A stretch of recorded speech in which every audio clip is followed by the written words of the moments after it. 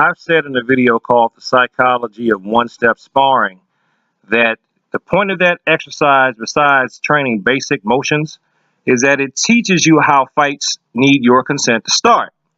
The person who is attacking first down blocks and yells, and that person cannot move to attack until the person who has to defend down blocks and yells in response. I say that this shows the dynamic in real fights of how a lot of times people do things to instigate, to egg you on, they get you agreement, and then you end up fighting. But there is a twist on that, though, that actually happens in real fights, and that's called the instigator. The instigator is the person who stands on the side and tries to convince you to fight by telling you that you're a punk, that you're scared, that you're some kind of wimp, and things that rhyme with, other words, in order to get you to fight. And the thing is, what the instigator does is he or she watches you fight, you get into a fight, you get in trouble, and they get a free entertainment show. So I want to play a clip right here, and I'm going to intersperse some things into the clip too that also reinforces behavior. Basically, they playing on your pride, right? They're going to tell you, oh, you scared, you scared. Stop listening to them. You should be scared. You should be scared of going to jail.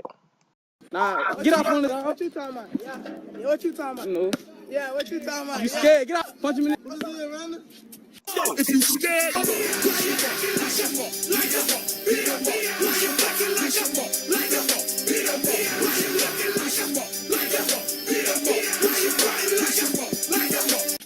It doing all that rap, man. Still is.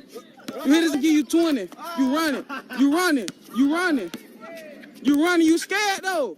For those of you who don't know the terminology, when he says steal him, he means to strike him pugilistically. Stealing doesn't mean taking property that doesn't belong to you in this instance. In this instance, the term to steal means to hit someone. So he's saying, hit him. Hit him in his face or hit him on his person. And he even offers to give him $20 if he hits him. Oh, I guess he is willing to actually pay for something, to pay to be entertained for the fight, right? That man dead serious. You scared? Get out there. I'm coming in a second, bud.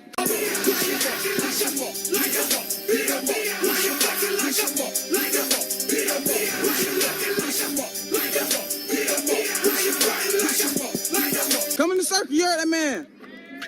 Told him now you scared. you scared, you scared, you scared, you scared. Stop acting like you scared, you scared, you scared, you scared, you scared, you scared. Stop acting. You going viral too?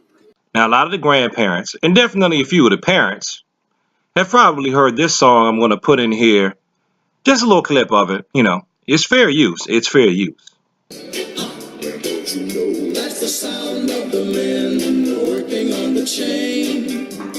Gang. That's the sound of the men working on the chain. Gang. All day long they're saying,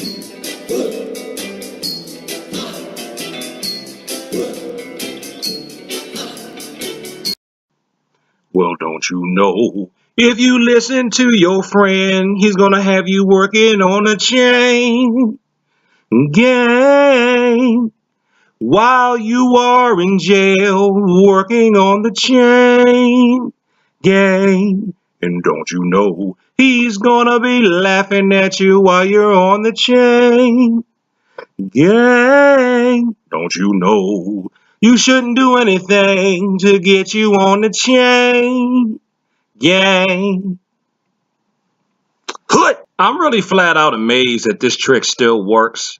And this is another point too. You know how young people always feel like this is new. What we're going through is new. It's not what you went through because you're old.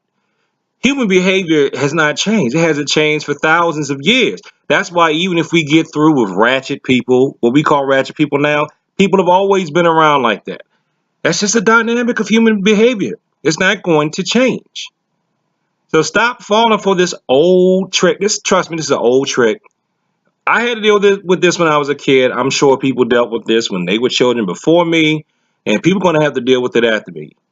Stop listening to those people. They're not your friends. They do not have your interests at heart. You don't need their approval. You don't need them to accept you. All they want to do is get a free fight without having to pay for it on pay-per-view. They don't like you. They don't care about you. They're just trying to use you for their own amusement. Stop listening to them. And you know what? If that means that you end up having to be totally alone and having no friends at all, that's better than where they're leading you. Because you know where they're leading you? I'm old enough to see what happens on the other side of this. They're talking you into doing something that's going to get you in jail, and then they're going to be outside still laughing at you. So the Taekwondo value or principle is courtesy. You practice courtesy while they're being discourteous by ignoring them. And indomitable spirit. You have enough strength and indomitable spirit within yourself not to listen to the foolishness that they're telling you. The judo tenet is mutual welfare and benefit. Mutual welfare means it's what works out good for both of y'all. It doesn't work out good for both of y'all for you to be fighting for free in the street. What would work out is if you actually train to become a really good competitor, get a medical clearance, and at least you would get paid and have doctors who could watch you if things go south. And of course, the Bible tells you not to follow a fool in their folly.